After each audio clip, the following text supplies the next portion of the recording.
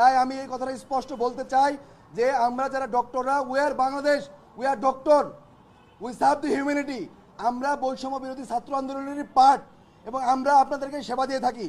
তবে আমরা জানি গতকালকে কিছু ঘটনা ঘটেছে।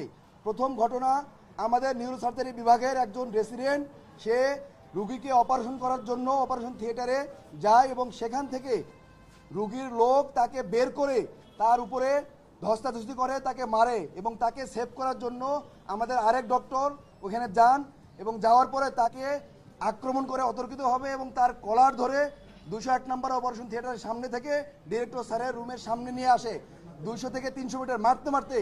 এবং এখানে নিয়ে এসেও তারা ক্ষান্ত হয় নাই। ডিরেক্টর স্যারের রুমের সামনে যে পিএ আছে সেই চেয়ারে তিনি বসেছিলেন এবং এই পিএর চেয়ারেও তার উপরে আক্রমণ করা হয়। আমরা দফায় দফায় বৈঠক করেছিলাম এবং বৈঠক শেষে আমাদের দুইটা সিদ্ধান্ত হয়েছে। 1 নম্বর সিদ্ধান্ত, অনতিবিলম্বে 24 ঘন্টার মধ্যে যারা আক্রমণ করেছে আমাদের চিকিৎসকদের উপরে তাদেরকে গ্রেপ্তার করতে হবে। এবং 2 নম্বর দাবি ছিল যে আমাদের সিকিউরিটি নিশ্চিত করতে হবে। আমরা যারা ইমার্জেন্সি সার্ভিস দেই, আপনারা দেখেছেন যে যারা ইমার্জেন্সি কমপ্লেক্সে থাকেন কত রুগীর লোড থাকে এবং ইমার্জেন্সি সার্ভিস দেওয়ার জন্য আমাদেরকে যথেষ্ট পরিমাণ আর্মি, পুলিশ এবং অন্যান্য ফোর্স এখানে থাকবে এবং সশরীরে উপস্থিত থাকবে উইথ আর্ম। কিন্তু আমাদের প্রশাসন সেটা করতে ব্যর্থ হয়েছেন।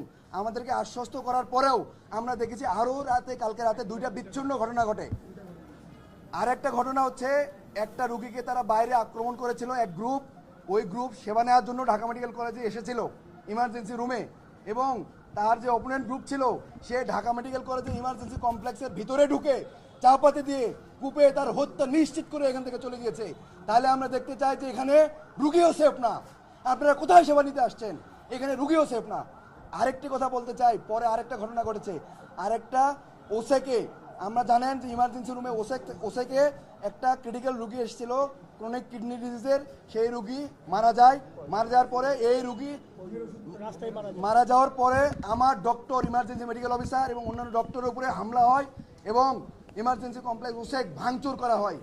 তাই আমরা দেখতে পাই যে এখানে ডক্টর, রুগী কেউই নিরাপদ না।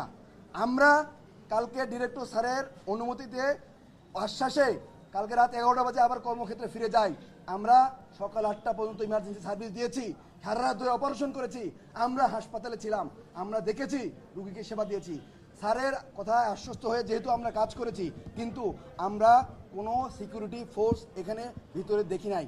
সিকিউরিটি ফোর্স তারা বাইরে ছিল, কিন্তু ইমার্জেন্সি কমপ্লেক্সের সামনে সশরীরে উইথ উইপন্স থাকার কথা ছিল, আমরা সেটা দেখি নাই।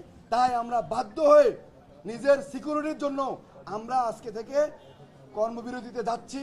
আমরা 2টা থেকে প্রোগ্রাম রেখেছি বাগানঘাটে। আপনাদেরকে অনুরোধ করব আপনারা সবাই থাকবেন এবং আমাদের দাবি দেওয়া সহ আমরা আপনাদের কাছে আবার ব্রিফ করব। ধন্যবাদ। সকল ব্যাপারে আমি প্রশ্নের উত্তর দিব 2টা বাজে, আপনারা সবাই থাকবেন প্লিজ। আমাদের এখনো সুরাহা হয় নাই। সারা বাংলাদেশের সমস্ত চিকিৎসক, সরকারি বেসরকারি সবাই, আপনার যদি কোনো প্রশ্ন থাকে প্লিজ আমাদেরকে 2টার পরে করবেন।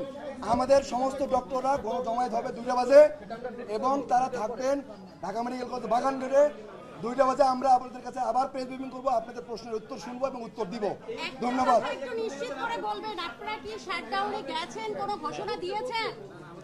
হ্যাঁ, আমরা প্রশ্নের উত্তর দিব। আমি যতটুকু বলেছি আপনারা মনে হয় মেসেজ পেয়েছেন। আমরা সমস্ত প্রশ্নের উত্তর দিব 2টা বাজে। আপনারা বাগানঘাটে থাকবেন, আমাদের আরও লোকজন আসবে, আমরা তখন আবার ব্রিফ করবো, আপনাদের প্রশ্নের উত্তর শুনবো। আপনারা আমাদের সাথে থাকেন, আপনারা আমাদেরই পার্ট, আমরা আপনাদের বাইরের কেউ না। We are Bangladesh.